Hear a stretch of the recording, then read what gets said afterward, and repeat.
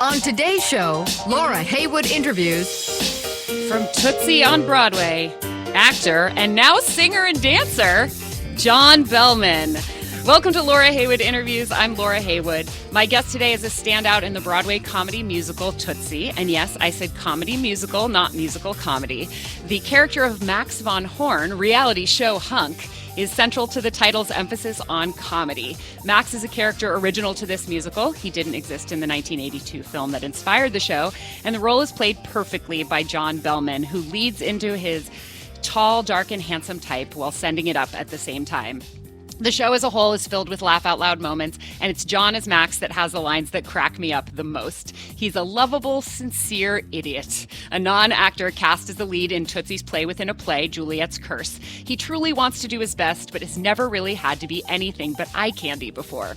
The best thing about John Behlmann is that he, as an actor, could have gone the same path, but didn't. He's 6'4", undeniably handsome, and incredibly charming, but John, as opposed to Max, didn't lean on his looks as an excuse or a free pass. Rather, he's trained extensively in everything from classical acting to trapeze and embraced his quirkiness, choosing roles that challenge or send up the stereotype of the leading man. Following in the tradition of performers like Laura Benanti and Annalee Ashford, he's become a reliable character actor, almost despite being a, quote, traditional beauty. And his comedic chops are on display in abundance in Tootsie. If you haven't seen Tootsie on Broadway yet, you could very well still know John Behlmann. He had a nice 5-episode arc as Agent Arthur Adams on Riverdale, working with Archie Andrews to bring down Hiram Lodge, or so we thought. And he also has had roles in The Wolf of Wall Street, Blue Bloods, The Good Wife, and several soap operas. On the New York stage, he's appeared on and off Broadway for well over a decade in shows as wide-ranging as Journey's End, The 39 Steps, Significant Other, and 1776.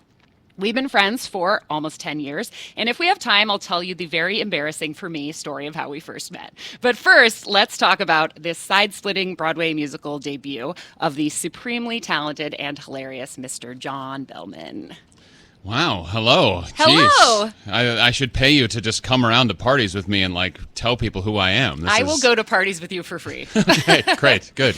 But yeah, I mean, you're a pretty impressive guy. Well, man, it's really nice to hear your little intro. I feel like Tootsie is something that a lot of people will know me for first, but it feels like such a small portion of what I am and what I do, and so it's nice to feel an actor wants nothing more than to be seen for all the things that they do, and you're building this little career that you imagine in your dreams someone is paying attention to the arc of, but really it's probably just like your mom. So to have varied aspects is really nice, and to be seen for that is very, very welcoming. Thank you. Oh, good. Well, I understand this is also your podcast debut. My podcast debut. I think I've been in podcasts, but I didn't know they were podcasts. Right, yeah. Well, and technically, I guess right now, this is a live streaming radio show. Oh, right, and yes. It's only available to people who pay the $7 a month to subscribe, dnrstudios.com/Laura. But it was important to me that there be a free version so that people could listen as a podcast if they didn't have $7 a month or whatever. Right. So the people who are hearing this for the first week are those elite patrons of dnrstudios.com/Laura. Everyone else will be hearing it as a podcast. Okay, so I'll make my podcast debut in a week. Yeah, exactly. In the meantime, I'm talking to you elites out there. Exactly. And I'm so excited that you are doing this role because is it the only original character in Tootsie? Yeah, it is. It's the only one, which is both a blessing and a curse in a lot of ways. I should save the little intro that you gave about who Max is, because that's the most crazy part. When I tell people I'm in Tootsie, they ask, "Oh, well, are you playing the Bill Murray part?" No. You're not playing Dustin Hoffman's part, right? No. And then I have to kind of explain who I am because no one has an exact frame of reference. But it's also nice to counteract that I don't have to live up to anyone's expectation as, some famous actor in some famous movie that we all love and that I could only ruin probably. So Max von Horn is a reality show winner. Yes. And winner the name of the show is Race to Bachelor Island.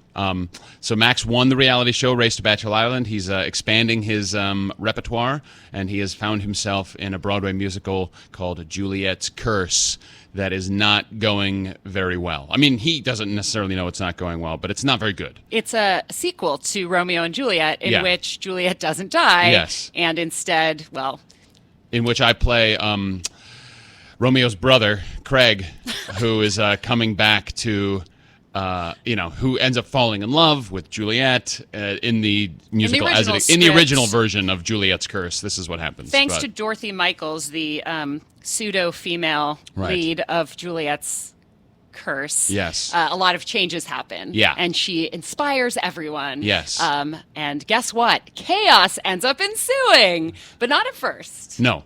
And I don't think anyone's changed quite as much by Dorothy as Max Van Horn. Yeah, I mean, there's Max is a guy that really wants to do well. He's very sincerely dedicated to his job. He's just not that great at it. And to find someone that's really, really great is and really interested in seeming to want to make him great makes him misplace some of those feelings. He feels like he's getting better, and he feels like it's because of Dorothy. And when you are improving because of someone, it's kind of like falling in love with your physical therapist. They're like, oh, they're touching your knee, and your knee is getting better. You must love them. Yeah. And that's a little bit how it feels. And so Max develops some feelings for Dorothy that do not get resolved exactly how he wants. Exactly.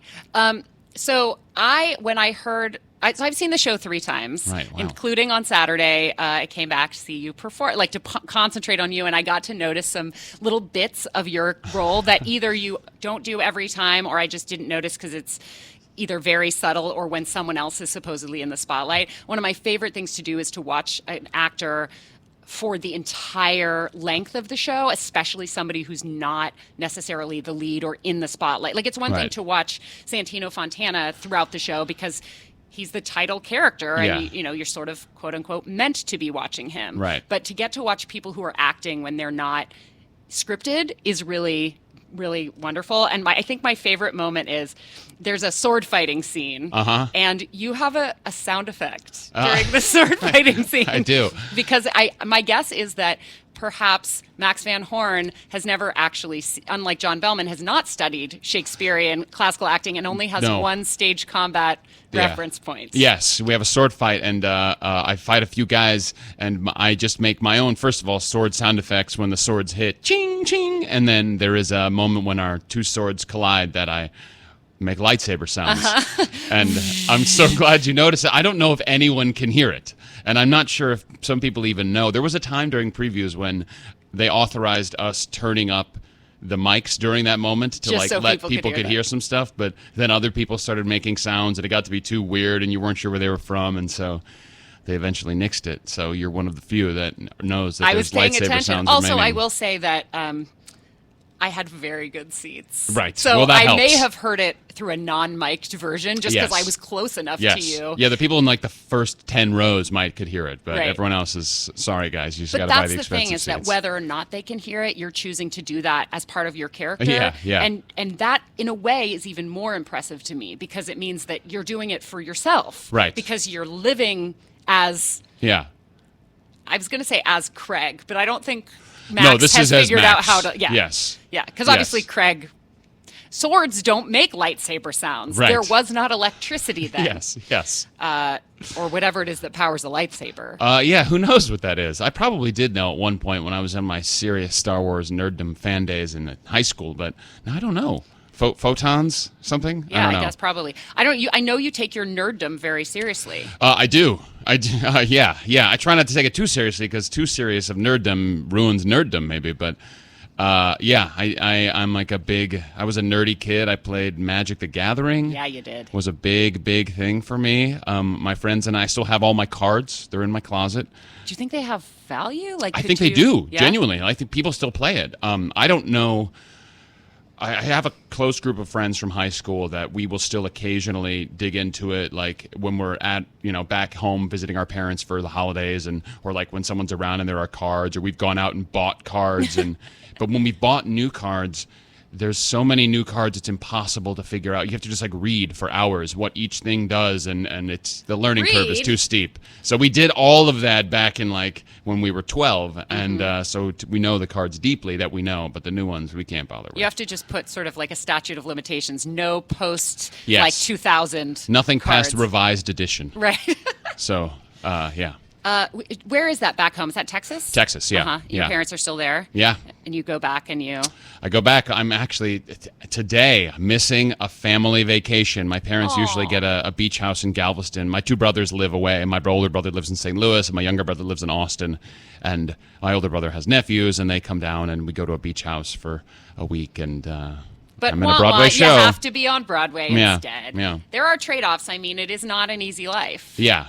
And we do get vacation, but not immediately upon opening the show. Right. So there's one thing that I want to go back to, the fact that Max Van Horn won Race to Bachelor Island. Yeah. Because I think that I had like the loudest guffaw in the theater. Like everybody's like, oh, haha, that's funny. But I happen to know that there is a reality show winner in your cast.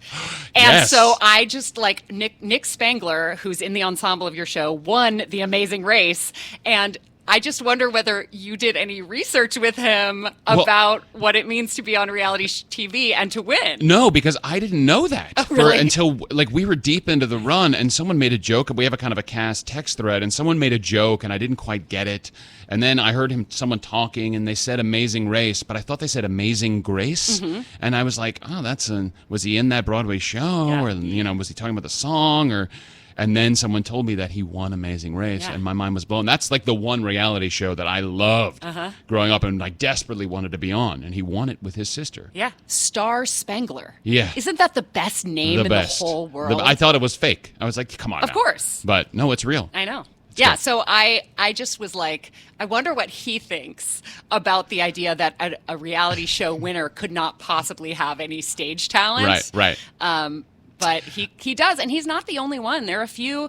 I mean, there are the people who have gone on to reality show fame, like Frankie Grande, but who have been on Broadway before. But it's like any other job. You've got your skills, and you still may want to go on it like all expenses paid trip around the world. Right. And to be win a fair, little money. like the reality shows are not created equal in terms of talent usage. I mean, there are the dancing and singing shows, which require immense talent. Yeah, nobody's like, oh yeah, Laura Osnes, you're a reality show exactly. star. Yeah, totally. So like, and then there's The Amazing Race, which requires a lot of thinking and critical skills, and then there's The Bachelor, which requires a lot of self-degradation and good looks and willingness to just deplore and just like debase yourself entirely. So you could have, like I said in the intro, like you could have gone that direction. I think that if you, even now, like you could get cast on The Bachelor. It's funny. Santino is connected a little bit to knows somebody who's a producer on that show or something through his kind of Frozen Disney connections, and he was like,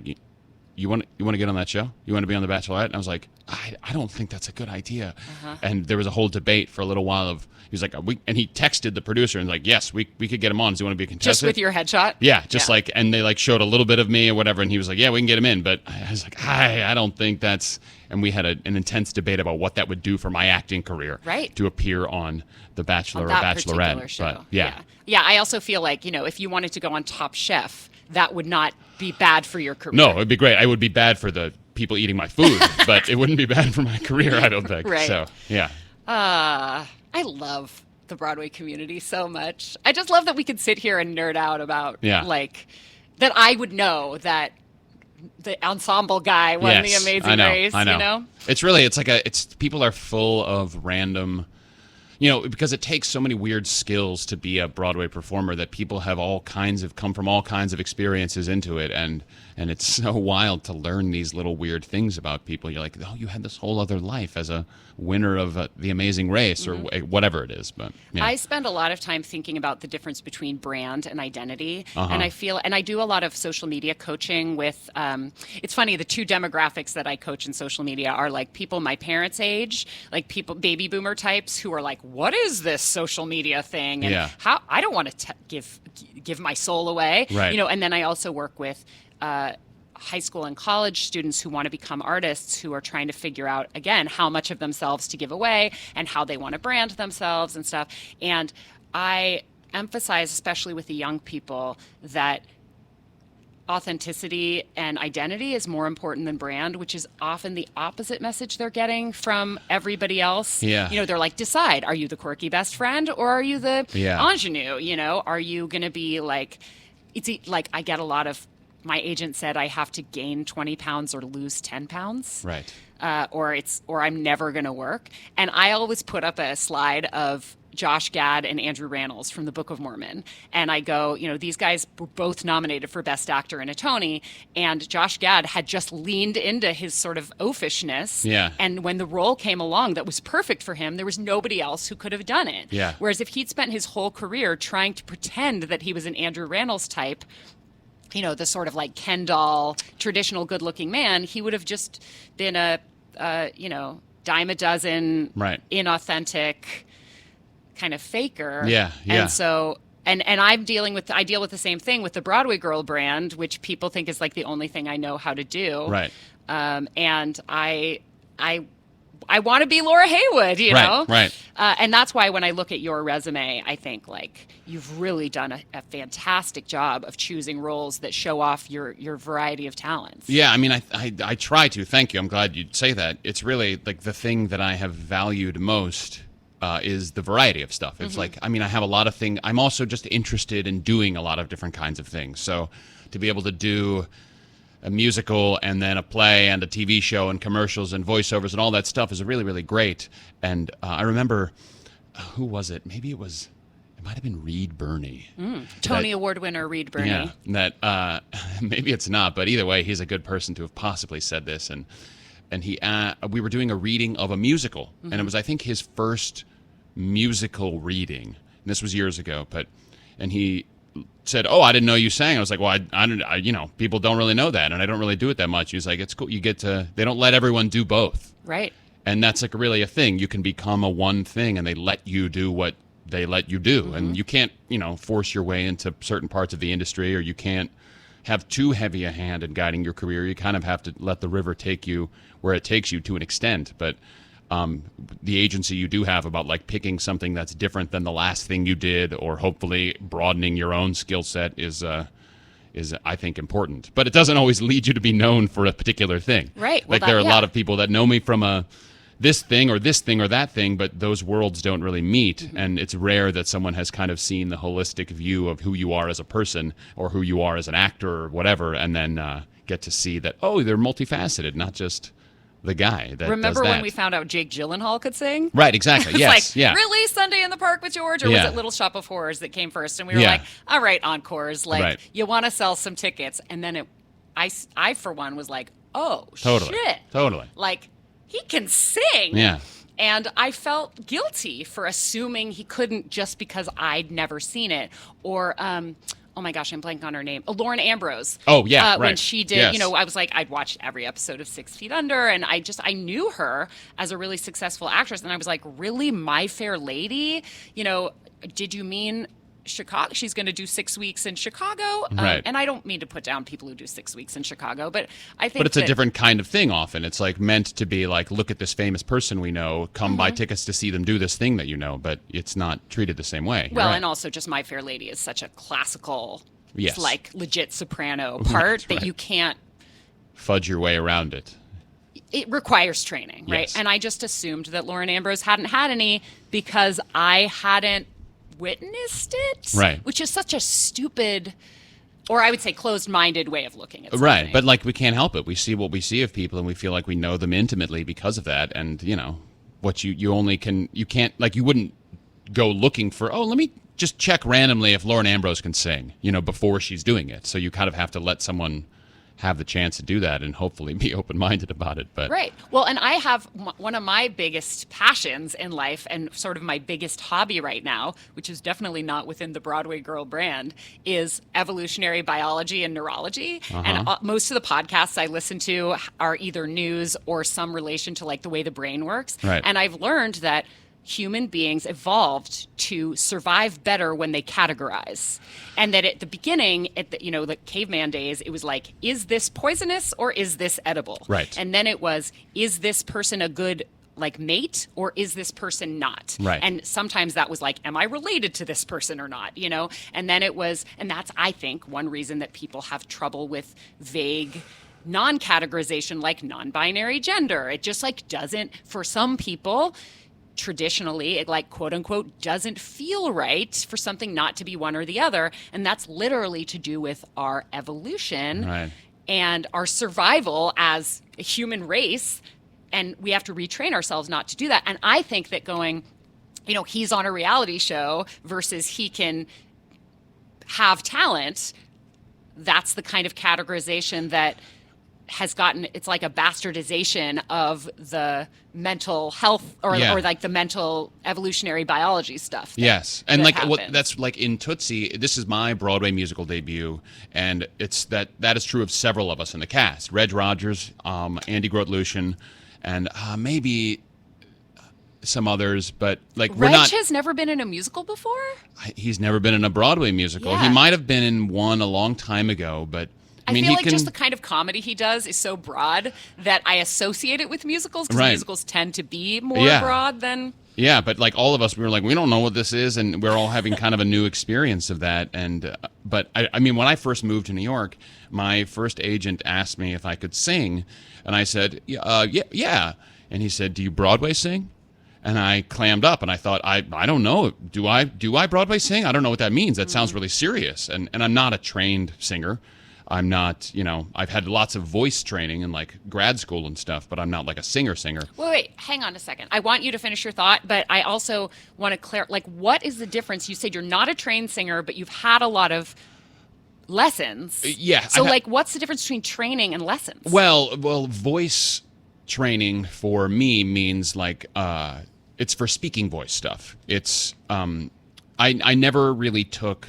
I had a weird semester of singing voice lessons in college with a guy who was a Chinese man who was an opera singer who didn't speak great English, and it was really weird, and I did it about 8 times and was like, I don't know about this. We're not really understanding each other.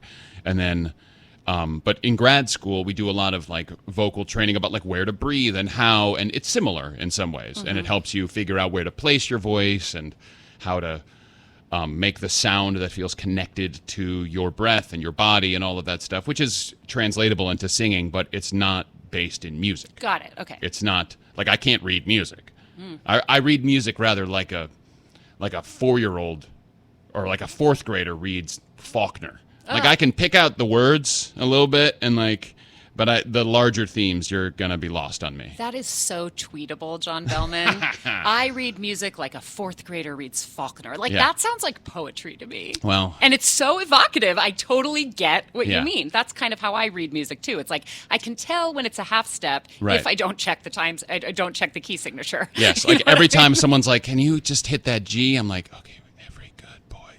Like I count up from the bottom of the staff and have to look it out. So. Got it. Well, thank you for clarifying, because I hear like lessons and training aren't the same thing. Oh my God. Right. But what you meant was speech, learning how to speak like a professional actor is not the same as learning how to opera sing. Yes, and like I think that in training programs often if you went to a non-musical training program, you would say voice training and mean speech, but if you went to a musical training program, you would say voice training and mean singing. So it's people talk about it with the same terms, but it doesn't always mean the same thing depending on what kind of training you had, I think. When I was a teenager, I really wanted to take voice lessons, and I have an uncle who's a really exceptional classical singer, and so my parents were like, yeah, you can go study with Mike. And Mike wanted to talk to me. He like wanted to train me as like a legit singer. And just to be clear, because this is a term it took me a long time to wrap my brain around. Legit does not mean like legitimate, like people of other styles are less legitimate. Yeah. But it means like opera, classical. Right.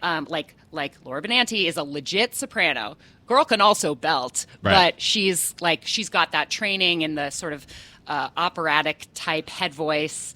Yeah. And I didn't know the word belt at the time, but I like would run around singing Rent. Right. And I wanted to sing like Idina Menzel, and that was, I didn't want to, my first week of voice lessons, and this was not about my Uncle Mike. This was about a teacher in college who was like, for the first 3 months of singing lessons, you will not sing. You will just steam your voice for an hour a day, and we will work on like breathing and stance. And I was like, no, I want to sing Indigo Girls songs. Yes. Yeah. Anyway, that was a long tangent. What were you saying before? But like that's. You were talking about all of the people making their Broadway debuts. Yes, Reg and Andy. And and it's you. What you just said reminds me of like there are so many people. It's so easy to be told and to think that you can't sing because you can't sing like Laura Benanti. Like I can't sing like Laura Benanti. I remember by the way, saw Laura Benanti. She was in my first Broadway show I ever saw, which was Swing. Whoa! Because I have a family member. The only family member of mine in showbiz is my dad's cousin. Used to be an actor. And her husband is still an actor, Joe Montgomery, J.C. Montgomery, who's currently in Aladdin, and he was in Swing. Wow. Wait, so he's my second cousin once removed. It's all by marriage, but my dad's cousin's husband, Got it. whatever that is. So, but I came to see him. Cousin-in-law. Yeah, right, cousin-in-law. Yeah, great. And he was in Swing, and I saw Laura, and I was like, oh boy, did I have some feelings in my body. But wow. yeah. Also tweetable. Yeah. Highly tweetable. So if you're listening, Laura. I mean, look, it would not be that much crazier than how you and I met. Right.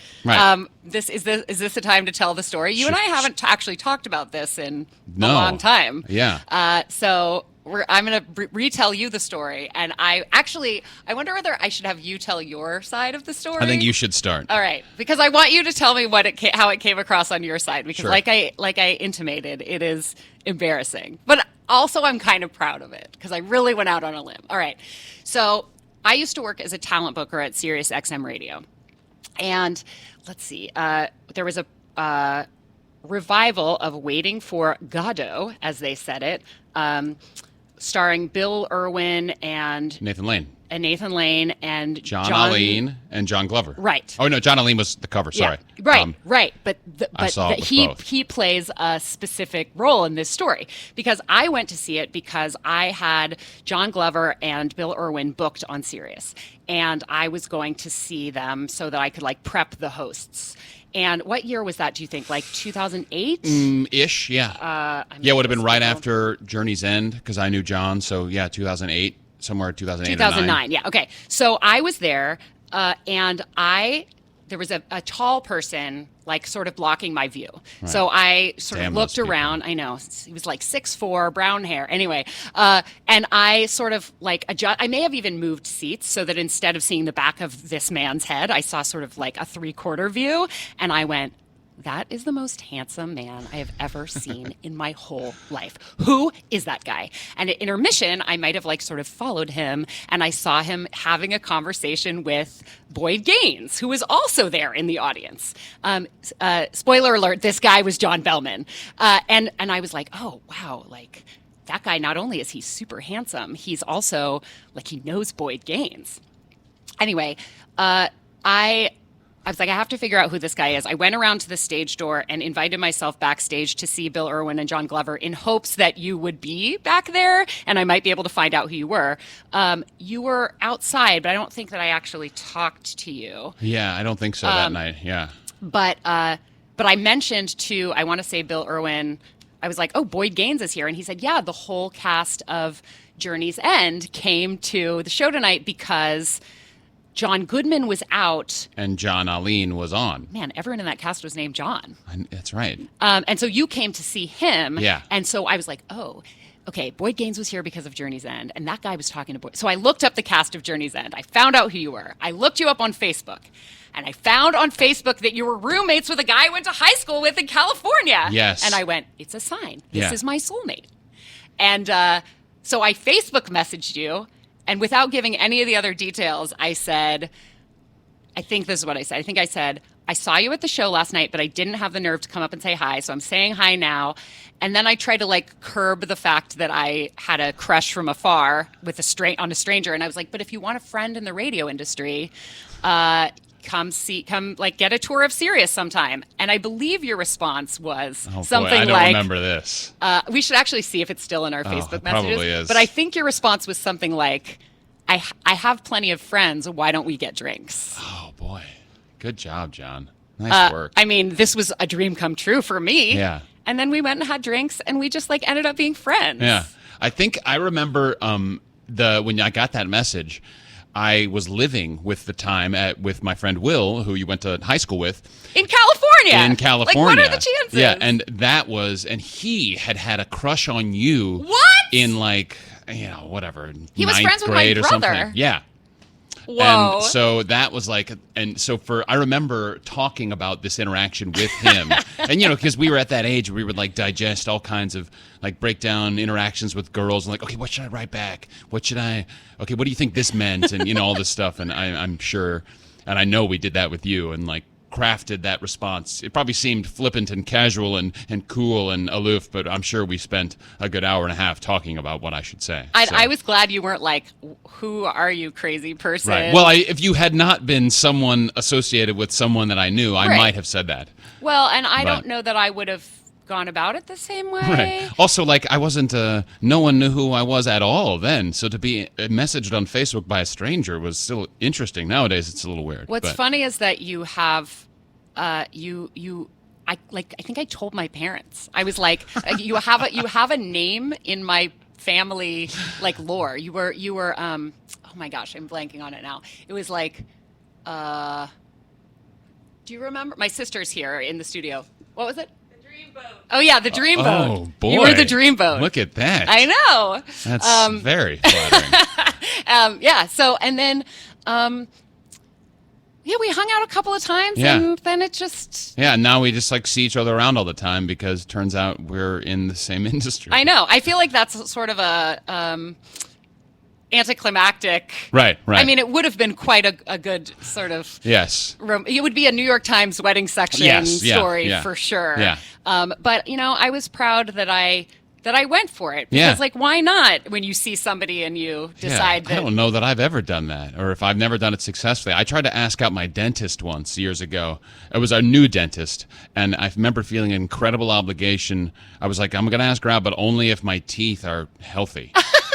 Because if she's like, you have gingivitis, I'm not getting near them. Yeah, it would feel like a disrespectful move to her to have bad teeth and then ask the dentist out. But I just was looking up our Facebook messages. Unfortunately, they're only archived back to 2010. Oh, that's probably for the best for all of us. I know. Not just in this case, but across But I agree. the board. Like, once somebody is... I mean, you had a Broadway credit, so it's not that you were completely unknown. No, but it was my only Broadway credit. I was still, I don't know, 2 years into the city.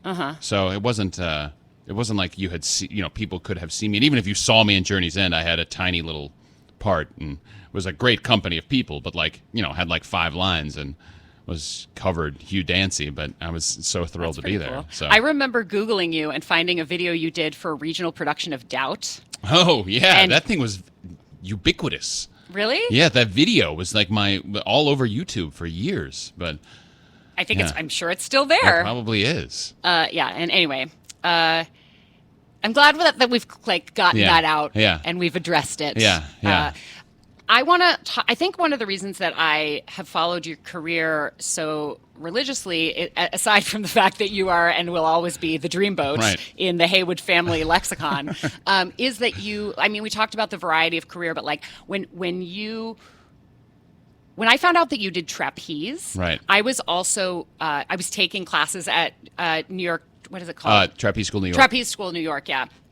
And I just find that so fascinating because it's both like sort of a quirky, it's like a great special skills section thing, but it also requires so much commitment. It is not a thing you can take like a class and learn. Yeah. And I was experiencing that firsthand, and to find out that, and I also associate it with really like gymnast types, like very petite, limber, and I don't know anything about how limber you are. We did not get that far. But to find out that this 6'4" leading man type was also like hanging with a band of circus weirdos, doing trapeze in his spare time, and figuring out how to intersperse that with traditional theater in terms of staging and choreography. I just like everything I want in an artist that I follow is the ability to sort of create intersections that have never existed before based on their passions. Right. Yeah, I mean, I think it's something that for me, I was always into. I didn't know I was into trapeze until I saw trapeze, and I learned it in grad school. That was like the main component of our movement training, and This was you got an MFA? an MFA in Denver at the National Theater Conservatory at the Denver Center for the Performing Arts, and the school is now gone. Oh no! As of like 2013, they kind of cut all the funding, and after about 30 years in existence, it's gone. So it was a small MFA program, only 8 students a year. Wow. And it was all free, which was the reason why I went, really. And also because of the trapeze, honestly. It was they do a little demo when you visit the school with the current students, and I was so taken with it. And then wanted to keep doing it in New York, but at the time, circus wasn't as big as it is now. Now there's actually a pretty strong circus community around. But we just, like, our teacher hadn't taught us how to build trapezes, so we built some, and we found this kind of dance studio that we still rent out and have our own equipment that we made, and just kind of kept doing it and would get together without knowing how we wanted to work it in. And then we were like, we should do some plays with some trapeze in it. And it really went from there. We had this theater company that we still have, but it just hasn't done much recently, Fight or Flight. And we would go to these aerial dance concerts. Fight and flight, I guess, Yeah. in some cases. Yeah. You should get like sword fighting on trapezes. We did have one of our first pieces that we did was this kind of Matrix-style fight with trapezes. Wow. Where it was 2 guys and a girl, and the 3 of us were together, and it was kind of like we would fight for the affections of this woman. But then she couldn't be there for one of the shows, and we're like, what are we going to do? And we replaced her with a banana, and it became 2 men on a desert island fighting for the last banana. And that was really our first kind of big, it started as a much higher thing about like political resistance and all this stuff, and then it sort of devolved into 2 dudes fighting over a banana. And then we carried on with that, and it's been great. Like, it really, to like do something.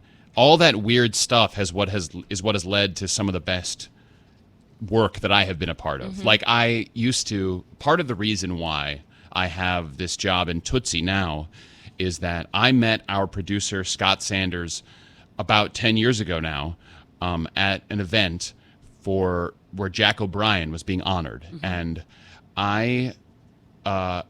this sounds ludicrous to say, but I rap a little bit, and I used to make these birthday rap videos to invite people to my birthday party, which I just did because I hurt my knee and I was laid up in my apartment and had some time, and I liked rap and hip hop and all that stuff. You know what? It doesn't sound ludicrous. We're going to erase the idea that people have to be what you expect them to be. Sure. And so You're rapping, trapezing. Yeah. Classically trained hunk. Right. Yeah, I'm going to put that on my business card if people still use those. And so I was rapping these people knew I rapped, and they asked me to write an biographical, like rap roast of Jack O'Brien, because he was their honoree. And so I kind of wrote this rap that talked about Shakespeare and the event, and then talked about Jack O'Brien. And Scott Sanders happened to be there, and he saw me, and we met after that, and then kind of became Facebook friends and social buddies, and then years later, here I am in Tootsie. And I think it's because he got to see me be something other than what you would expect me to be. So, which I think is one of the, it's great when people see that, because I'm not as good at doing the thing that I think people want me to do when they see what I look like. I'm full of roles on CBS shows that are like, I watch them and I think I'm kind of boring in them, because they're pretty straight. They're like, lawyer guy or a doctor guy or something that I'm much more interested in being weird and being I'd rather be a character actor in a way. So, yeah. Well, weird is my favorite adjective. Right. And I, in my Twitter bio, which I think is sort of the modern equivalent of the business card. Sure. It says proud weirdo. Right. And I talk a lot about, I also have really embraced the idea of the word extraordinary, which as an alternative to odd, because extraordinary really just means non-ordinary, right, outside the ordinary. And I think sometimes people choose to use that as an insult. Right. But like odd feels negative, Yeah. but extraordinary has the same definition, but such a different connotation. Right, superhero And so, style. totally. And we all like, who wants to be normal? Boring, right? Right. So, yeah, I love that, and I know that like regular listeners to Laura Heywood interviews know that I always close the show by talking about nonprofit, and I loved your answer when I texted you and said, do you have a favorite charity or nonprofit? And you said, I'm going to find it. You said, really, I'm just a sucker for any place that helps let somebody be the weirdo they naturally want to be. And I thought, like, what a perfect answer.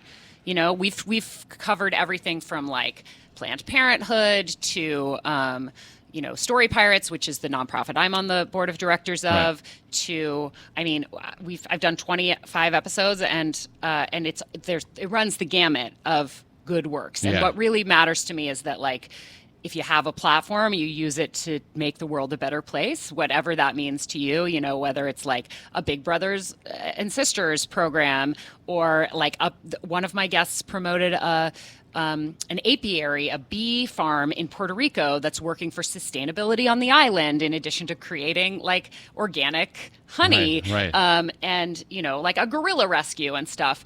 There is something so true to my heart and my personal passions that Story Pirates plays into, that is about being your own weird true self, finding your tribe, and like letting there be room for personal expression. Yeah, and that's the thing that I'm so thankful in my life to have been part of educational institutions, and my family even, and my friend group, and theater companies that have really embraced that stuff, because it's really, I think, where the most value lies in people as artists, but also just people as people, like someone being allowed to be themselves. And I went to Wesleyan University, who like is excellent about really, really letting you kind of be and do whatever you want to be. You can really reinvent yourself or discover yourself there. And I give money to Wesleyan because I love that, and grad school, of course. And then when I got to New York, the places that I've really embraced the most as an artist are places like Ars Nova, who, I feel like I spent an entire year at Ars Nova doing a whole gamut of stuff, of one-night shows and a workshop and then a full production, and I wrote a show and I directed a thing there. And you wrote and directed a show at Ars Nova? Well, I did an Antfest show. And that my friend Dan wrote, and then we kind of like tweaked it together, and I directed it, and like we were all in it, called Trapeze Hero, and it was like like an '80s. We did a trapeze show in the small Ars Nova theater. It was kind of like it was like a town that banned trapeze because it's too dangerous, but this upstart group of kids really want to get trapeze going again, and so like that's Footloose for the trapeze generation. Yes, and so we had some music and some trapezing, and lots of 80s costumes and things. But like that, it was exactly the kind of show that only a place like Ars Nova really does. I was so glad to be embraced by that. We had that idea, and they were like, "Yeah, this is great. We're gonna give you a theater to do that idea." And they were like, "Ooh, now we got to do it." And to have places like that let you be what you want to be is really great. So, and expand the idea of what you can be. Exactly. You can, I know so many people, myself included, who will be like, it'd be awesome. Like, we should do a show about blah, blah, blah. And then you could literally say that to the Ars Nova people, and they'd be like, here's some money. And then you go, oh, yes, now I got to do it. Now I have to figure out how to do it. Yeah. And the reaction to that might be like, oh shit. Yes.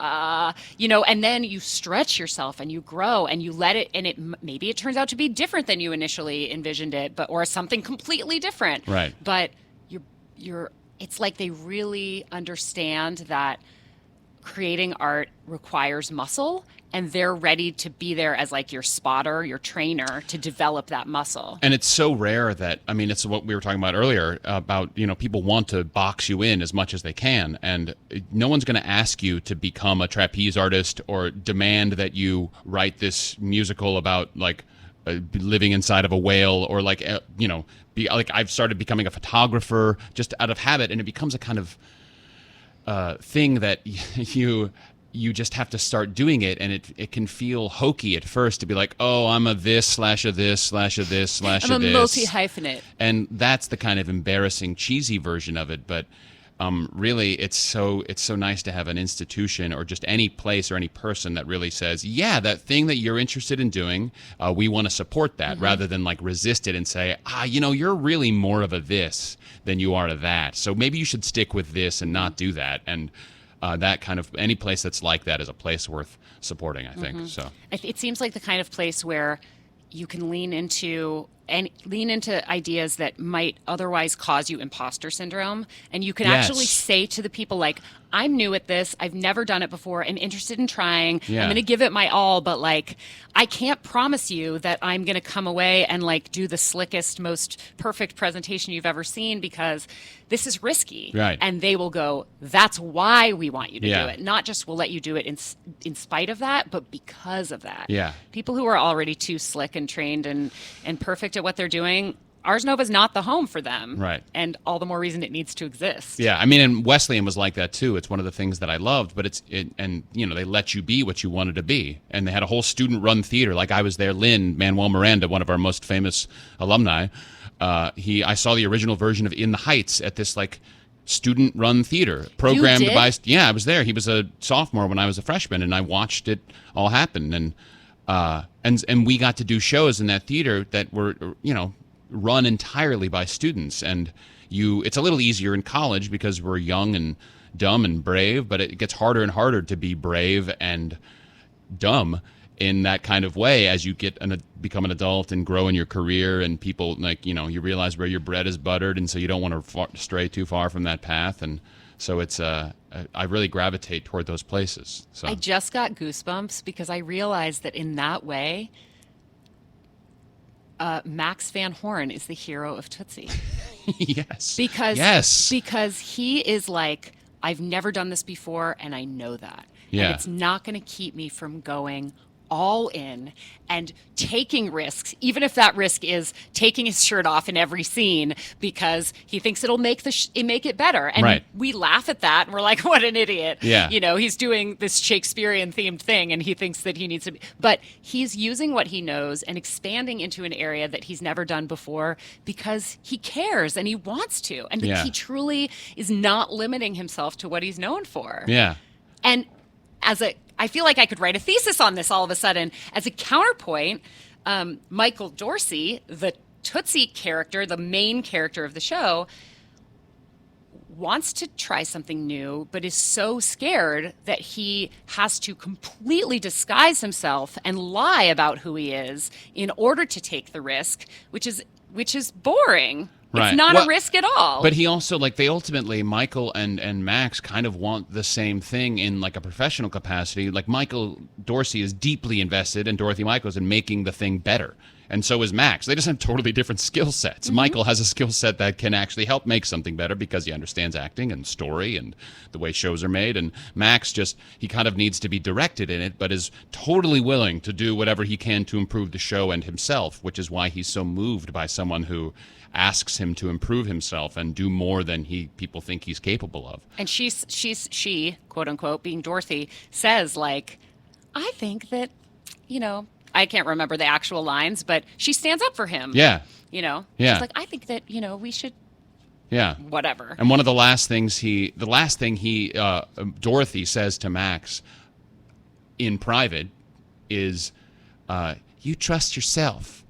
Mm-hmm. And that's really, at that moment, that's the lesson that Max has taken away from that. And I think, that's the scene that allows Max to have an arc, I think, which was important to me, I know, and important to the writers. But was it ever considered, and I'm guessing it wasn't because it's so far astray, but was it ever considered that, Max would still love Michael Dorsey after he found out that he wasn't Dorothy Michaels? Right. I mean, maybe, it's the person who counts. Right. I think that we never talked about this at all, but there just isn't time to deal with all the wrap-ups of all the stories. But my personal thought is that after Dorothy reveals herself to be Michael Dorsey, that Max still stays enamored of this person, but probably Max is confused and thinks, wait, does that mean, am I gay? And stuff like that. He probably just gets confused about what his own feelings mean because, he doesn't know any better. But Well, and he's probably the kind of guy who, assuming that he is 100% heterosexual, which we don't actually address, who would fall in love with his female physical therapist, but not his male physical therapist. Right. Assuming he's heterosexual. Yeah. But I feel like, I don't know, like I love a situation where the person that you think is the idiot turns out to be the most enlightened person. Right. Yeah, I know. I think he would be open to being around with. He's not like he's taken aback by the shock of it, but I don't think he's somebody that would write off his feelings for Dorothy now that she's Michael. I think he would just be like, well, I don't know what that means, in a similar way that that Lily's character does with Dorothy. So. Talking about the characters and the actors in the show is so funny because it's like, okay, well, there's a character named Rita who's played by Julie, and then there's a character named Julie who plays a character named Juliet who is played by Lily Cooper. Yeah. And then there's, and it's kind of like with Godot or Gatto where everybody's name was John. Right. Including the hot guy in the audience. Right. You just start talking about it like, wait, when you say Julie, do you mean Julie Halstead? Yes. Do you mean and when you're talking about Lily Santino, Cooper? I usually just say Santino rather than say, well, Michael, I mean, Dorothy, I mean, whatever scene he was, whoever he was in that scene, I don't know, but because his name is always written as Michael Dorsey / Dorothy Michaels, basically in the script, I think. Oh, so. even if he's in a... I think, I can't remember, but maybe it changes depending on, once Dorothy becomes a thing, I think it's kind of a slashed name throughout, but I don't remember. Also haven't seen a script in months. So. Oh, well, I guess that's good. Yeah. Like, it's in you now. Yeah. Do you, as being in the public eye and things like, making appearances on television and stuff, has this brought anybody back into your life who you had lost track of or? It's what it has done being I've never been in a show that this many people cared about. I mean, that's part of being in a Broadway musical. They're like the superhero movies of a Broadway season. Yeah. They're like Blockbusters. big blockbuster things that a lot of that has been people that I just haven't been in touch with and haven't seen in a while. Like I had my 6th grade math teacher and her husband, who was our high school band director, come to New York. They're like people that come to New York to see Broadway shows, but they've made a point to come and see Tootsie, and they got house seats and came backstage and all that stuff. So there's been a lot of that, which has been really nice to like have a kind of magnet for people that you maybe haven't seen or connected with in years. Yeah, especially if they're like, I'm going to pay full price because I want to come support you, Yeah. as opposed to, Yes. hey, dude, like, my cousin knew your mom. Right. Can you, like, hook me up? There's a little of that too, but it's really nice when people that you really treasure and who haven't seen for a while kind of come and especially if they haven't seen you for a long time and maybe didn't know that you could do any of this, and the show almost becomes secondary at that point. It's just like, oh, hey, it's so great to see you again, Mrs. Yonda. I mean Nancy. That's your 6th grade math teacher? Yeah. She was like, if you dare call me Mrs. Yonda, I will. I was like, well, it's don't know hard you for me. there, I don't know you. But, yeah. Do you, what am I trying to say? Like, I know that the worst thing you can ask somebody who's in the midst of a project is like, what's next for you? Because it's not, you're like, I'm doing this right now. Is this not enough for you? Right. And also that's where your focus needs to be. So my question is not about like, what's coming up next, but if assuming that, which I think is fair to do, that Tootsie is opening doors to people seeing you as sort of a more wide-ranging character guy, do you have either types of roles that you'd like to pursue or specific dream roles that people might not have considered you for before? Right. I'm not really, I've never been much of like a dream role kind of actor. I know some people that are, and a lot of it is so dependent on the time in life that happens. Like there are parts that I would have been desperate to play years ago that now I don't have as much interest because they don't resonate with what's going on in my life. And so that stuff, it's kind of take it as it comes. Ideally, something new and something different. I mean, it's nice. It really feels great to stretch my wings in different ways. Like singing and dancing is kind of new, but if I got a chance to do something that wasn't that like a kind of small on-camera drama, some cool HBO show or something like that, that would be great. But also if it's very, very project dependent for me.